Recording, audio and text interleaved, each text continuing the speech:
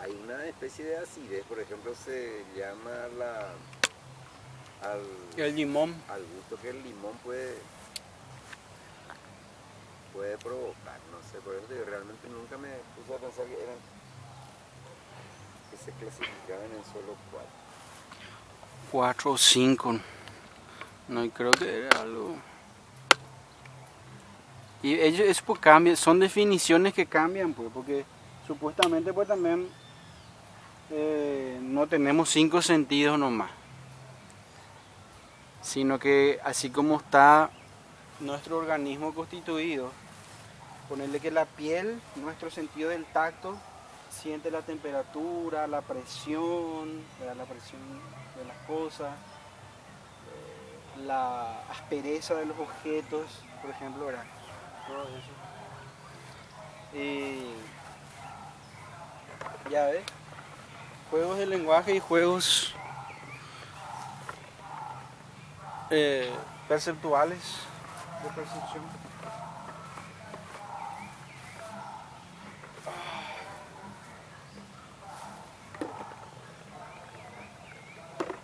Entonces, no hay bastante mosquito.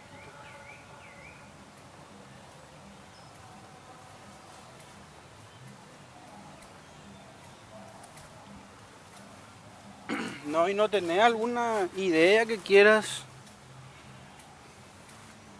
pelotear, comentar, En realidad, alguna reflexión. se puede decir que en cierto sentido nuestra mente está repleta de ideas y en otro cierto sentido se puede decir que en algún momento esas ideas están ausentes. Pero independientemente de todo, si es que uno quiere tener un enfoque en el que quiera concentrarse, más bien yo te cedería a vos Bueno, en una de tus meditaciones mañaneras, justamente lo que a mí me llamó la atención, que pensé, dije, algo así como el impulso,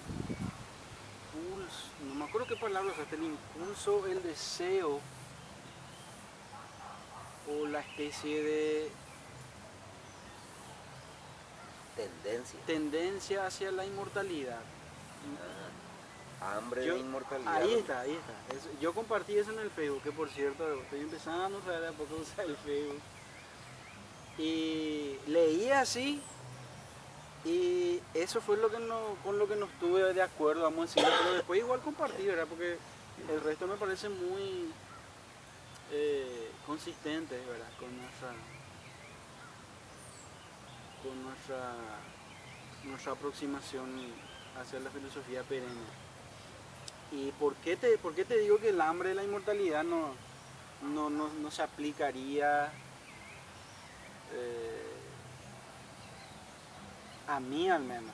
O sea, yo diría como Borges, lo que solemos decir, Borges y Unamuno, ¿verdad? O sea, que Unamuno quería seguir siendo Unamuno y Borges no, ¿verdad? Por supuesto, en el entender de que Borges también exploró un poco las filosofías orientales, ¿verdad? Y quizás Unamuno se concentró más en las filosofías occidentales, ¿verdad?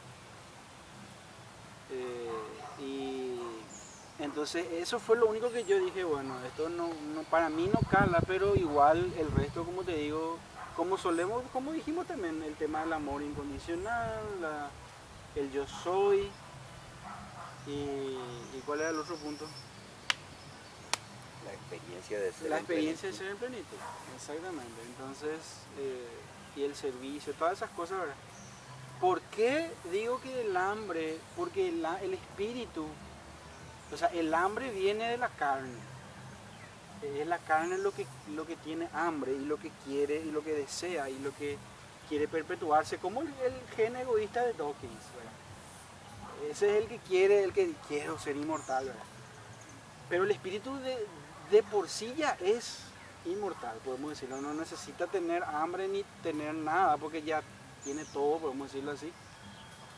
pero sí en su manifestación, en su encarnación humana o animal, ¿verdad? Desea perpetuarse. Ciertamente eh, podemos estar de acuerdo en eso. Pero en lo que respecta, por eso te digo, volvemos al tema del Nirguna Brahma, ¿verdad? El ser sin formas o el Dios sin formas. Y la manifestación, la naturaleza, la biología. ¿Por qué? Porque no somos, podemos decir, no somos seres mera y exclusivamente espirituales, sino también seres biológicos, ¿verdad? Seres,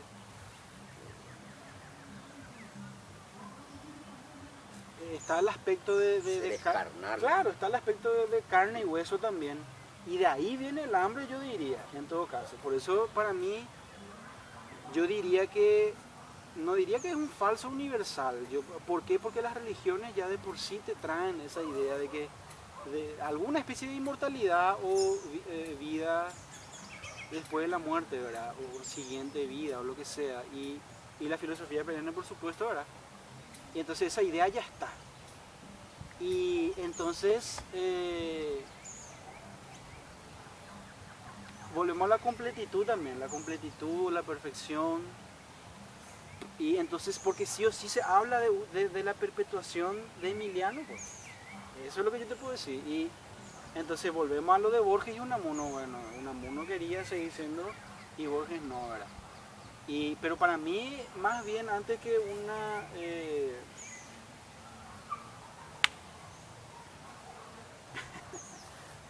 Estos mosquitos, por ejemplo, tienen que terminar de ser en cualquier momento. Más que una dicotomía, ¿verdad? Para mí, en la síntesis o en la especie de conciliación de esos dos opuestos está la perla de gran valor, ¿verdad? O sea que yo no negaría de que Jesús, ¿verdad? O quien sea, se la sangre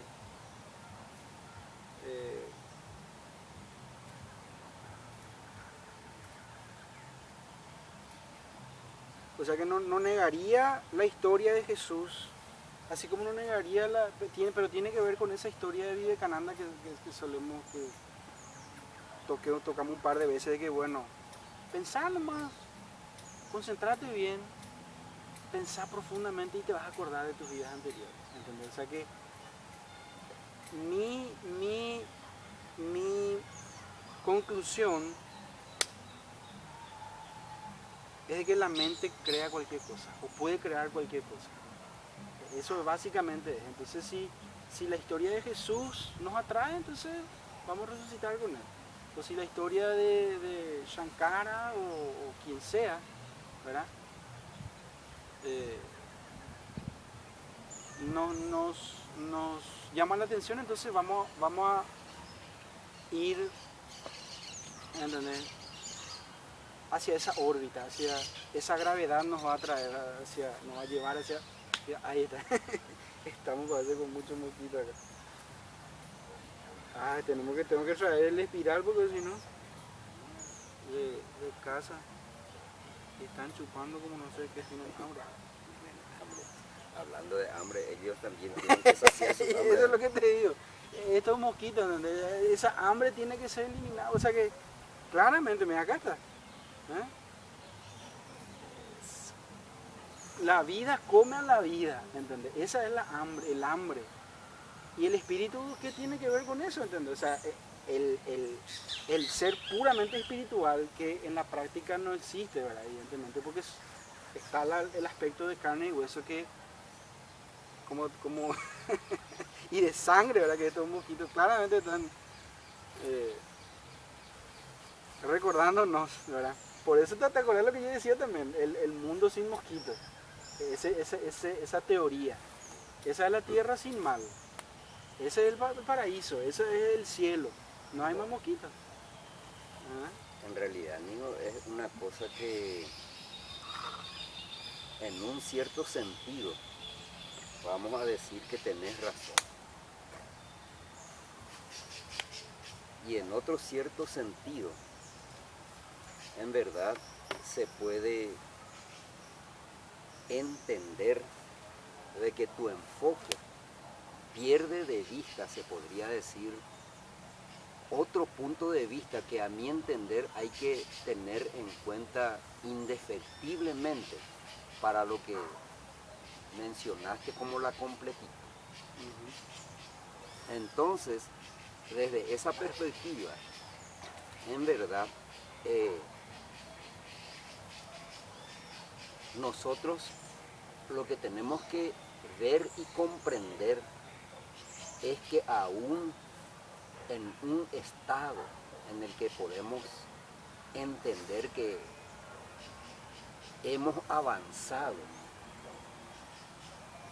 bastante como para poder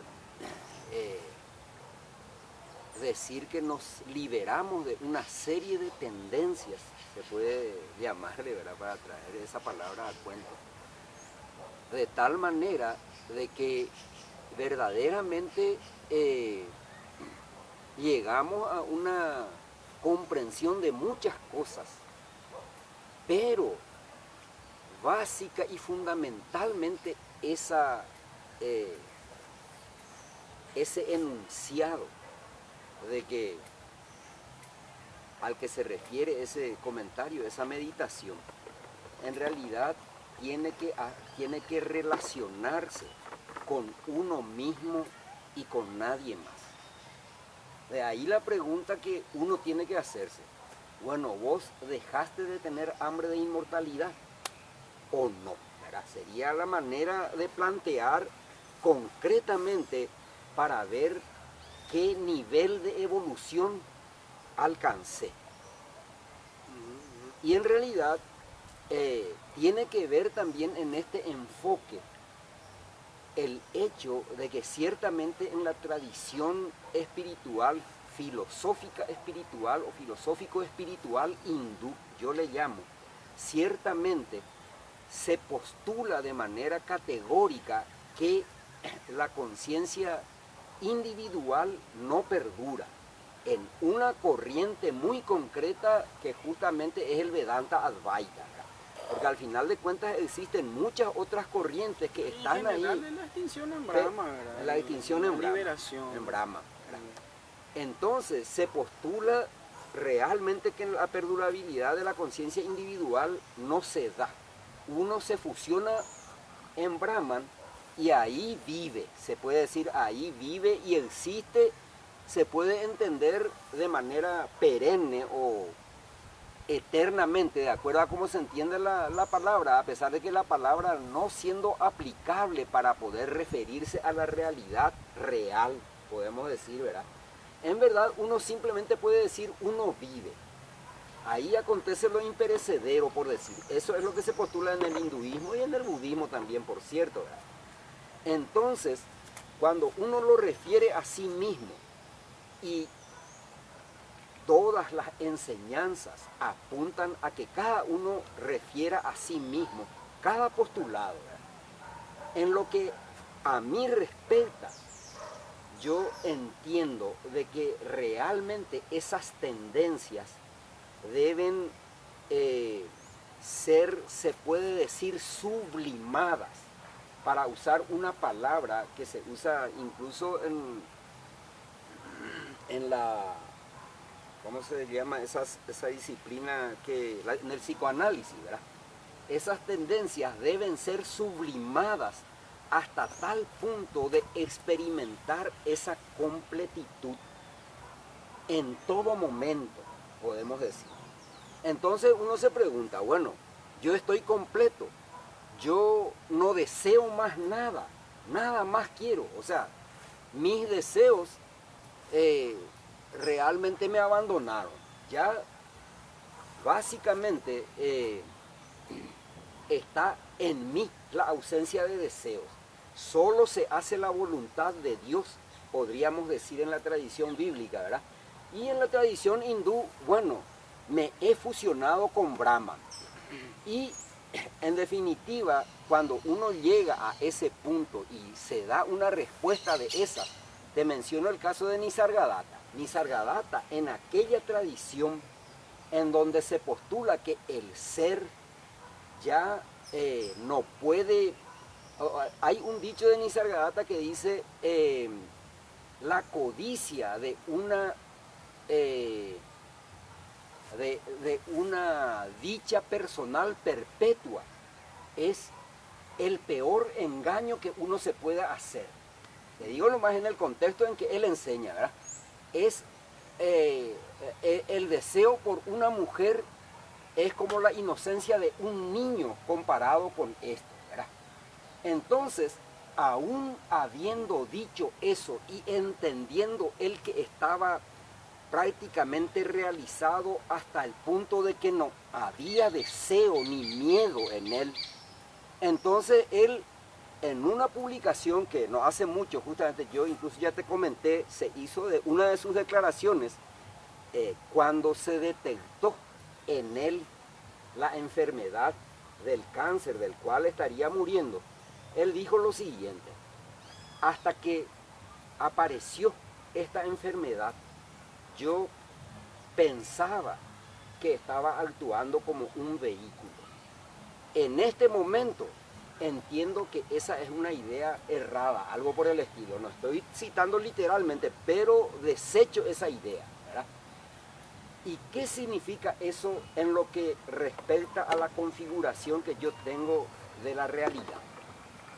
Significa que en aquella tradición se inculca el ascetismo hasta tal punto que realmente apareja la negación total de la individualidad, pero aún así eso va persistiendo de una manera incluso inadvertida en la conciencia sepultada, se puede decir, en el inconsciente. Puedo decir, en el caso de Nisargadatta. En el caso de Nisargadatta y en el caso de todos Ramana, nosotros, de Satyasaiva. todos, independientemente de que esa es una cuestión que te voy a decir, puede ser cuestión de grados también, en el entendido de que finalmente, en realidad, lo que postula el hinduismo es enteramente válido y necesario para complementarse con lo que se dice en la tradición bíblica sobre la perduración de la conciencia individual. Pero eso tiene que resolverlo cada cual, cada uno tiene que ir resolviéndolo, porque desde mi perspectiva, en realidad, todos nuestros deseos y todos nuestros miedos vienen de las dos, o tienen su raíz en los dos instintos o tendencias fundamentales, que son la tendencia de la procreación, que es menos fuerte que la tendencia a la supervivencia, a la preservación, ¿verdad? A la el instinto de supervivencia, de perpetuarse, como mencionaste vos, ¿verdad? Esos instintos son los que nos condicionan de una manera tan tremenda que no nos damos cuenta que cualquier cosa que estemos queriendo, deseando, o en fin, cuando persiste ese dominio que ejerce sobre uno el placer y el dolor, entonces uno en realidad sigue siendo empujado hacia uno u otro lado. Y donde uno descubre que verdaderamente está en un nivel donde comprende al menos que ese dominio carece de relevancia, podríamos decir, ¿verdad? Cuando uno se da cuenta de que verdaderamente la comprensión final tiene que apuntar a discernir que independientemente de lo que le pase a uno, pero con una sinceridad a toda prueba, independientemente de lo que a uno le pase, definitivamente la vida es la que prevalece. Independientemente de que eso se considere en una forma, te voy a decir, de conciencia individual o en una forma incluso de conciencia universal, o como quiera que se le llame, ¿verdad? Conciencia única. Y en ese caso, realmente uno va entendiendo de que esa hambre de inmortalidad es la que condiciona nuestros deseos y miedos. Si es que aparece el deseo, bueno, nada está malo siempre que esté conforme con el curso normal de la naturaleza, ¿verdad? Digamos que siempre que se conforme con el curso del Tao, ¿verdad? Es una manera de poner, y o con la voluntad de Dios. La voluntad de Dios es de la que proviene el poder que hace posible todo lo que ocurre, todo lo que existe en la tradición bíblica. En el hinduismo ortodoxo se le llama eso la Shakti de Brahman, ¿verdad? El poder de Brahman.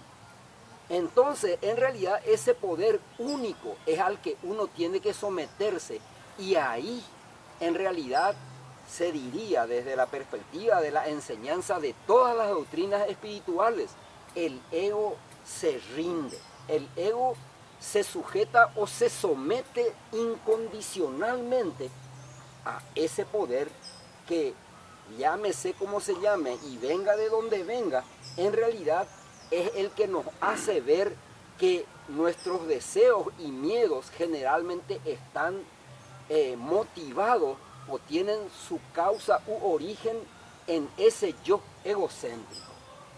De ahí que, en definitiva, el hambre de inmortalidad que tenía Unamuno y que Borges dice no haber tenido, en realidad yo diría, Borges se convenció y se resignó a lo mejor de antemano a morir definitivamente, lo cual se puede entender que es una manera de funcionar la mente también, pero no veía de ninguna manera inminente su muerte, para que él pueda decir, él juzgaba desde lejos, digamos.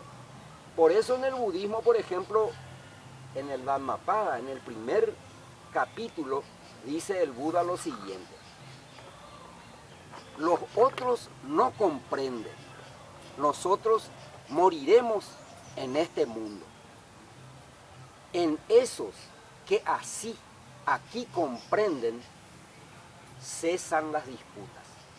Entonces, como ese miedo a la muerte es el que condiciona realmente todos los demás miedos y todos los demás deseos, si uno se percata y se prepara para la muerte, como diría Sócrates, a través de la filosofía, a través de la sabiduría, a través de la comprensión, uno vive prácticamente en la experiencia de ser en plenitud.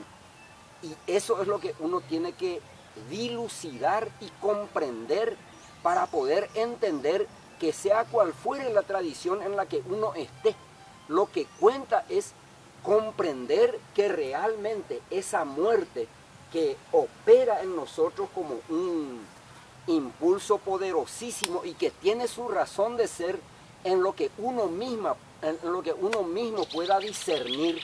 Podemos decir, yo le doy una razón de ser en el sentido de que somos uno con lo que nosotros podemos llamar Dios el Creador.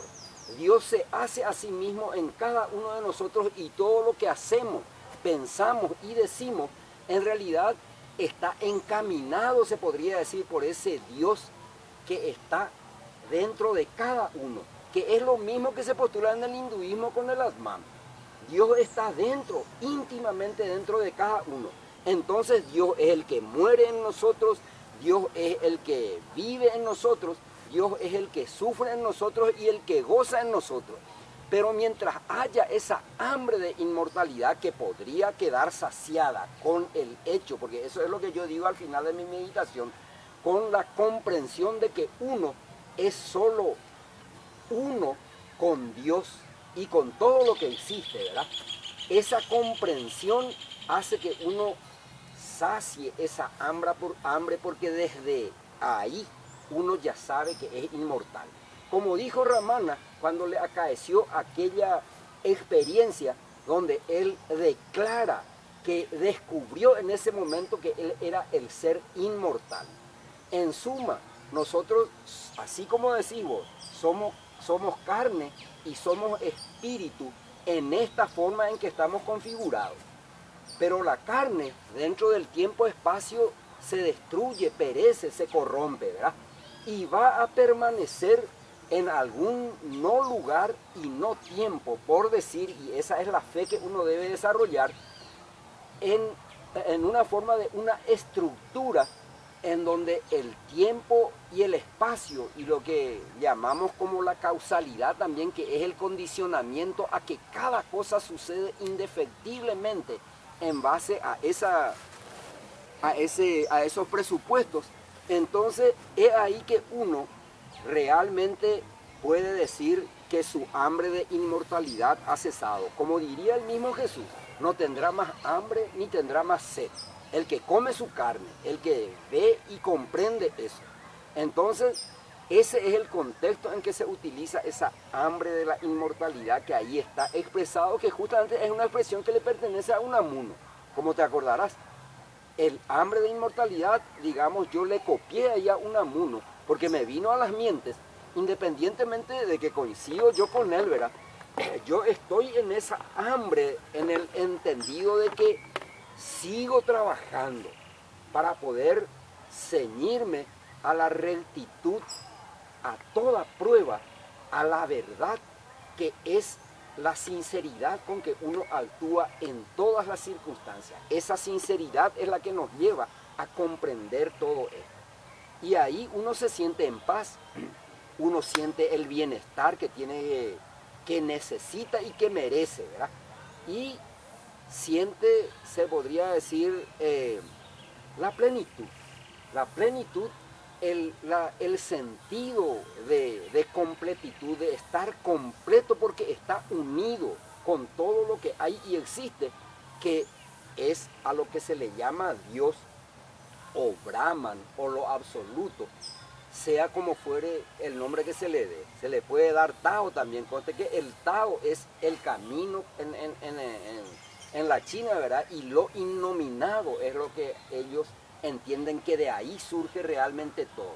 El camino invariable es la única ley, el único poder que rige el universo y nos rige a nosotros. Ese es Tao, el camino, ¿verdad? Entonces, aquello de lo innominado es lo que surge, es no pensable. No podemos pensar en lo que sea Dios, ¿verdad? O en lo que sea el fundamento originario o Brahman o lo absoluto que a todo abarca, porque nuestra mente es limitada y aquello se puede considerar que es infinito, a menos que uno, llevado por sus deseos egocéntricos, quiera ir razonando en una forma que se le da en llamar justamente ad infinitum. Uno tiene que parar en un momento la mente para comprender esas cosas, porque cuando uno razona o va tratando de descubrir alguna verdad que nos satisface a la mente, que es justamente la que llamamos la mente dual, entonces lo que pasa con uno es que quiere seguir ad infinitum.